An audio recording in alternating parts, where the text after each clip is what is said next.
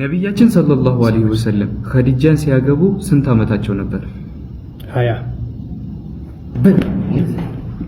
25 ዓመታቸው ነበር። ወደ ሰሙድ ህዝብ የተላከው ነብይ ማን ተብሎ ይጠራል?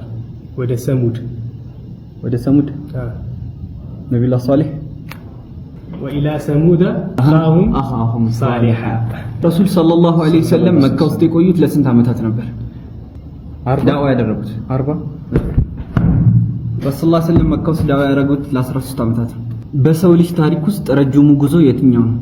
ኢስራ እና ሚዕራጅ። መዲና በቁርአን ላይ ምን ተብላ ነው የምትጠራው? የተጠራችው ወይም ማለት ነው መዲና ያ አላህ ጠፋብኝ። የትሪብ። የነብዩላህ ኢሳ የትውልድ ሀገር የት ነች? እኔ ቀላል ጥያቄዎች ለምን ሚስ እንደማደርግ እኮ ነው።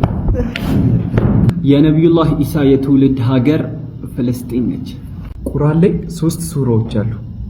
ሶስቱም ሱራዎች ደግሞ ማለት ነው በነብያት ስም ተከታትለው የመጡ ናቸው። ምንድን ናቸው 3 ሱራዎች? ሱረቱ ሙሐመድ፣ ዩኑስ፣ ሁድ ከዛም ዩሱፍ። ረሱል ሰለላሁ ዐለይሂ ወሰለም ስንት ዓመታቸው ነው አባታቸው የሞተው? 8። ረሱል ሰለላሁ ዐለይሂ ወሰለም አባታቸው የሞተው ሳይወለዱ በፊት ነው። ቁርአን ላይ ረጅሟ አያ ምን ተብላ ትጠራለች? በቀራ ላይ ናት፣ መጨረሻው አካባቢ ማለት ነው። ስሙ እሱ ልክ ነው። ረጅሟ አያ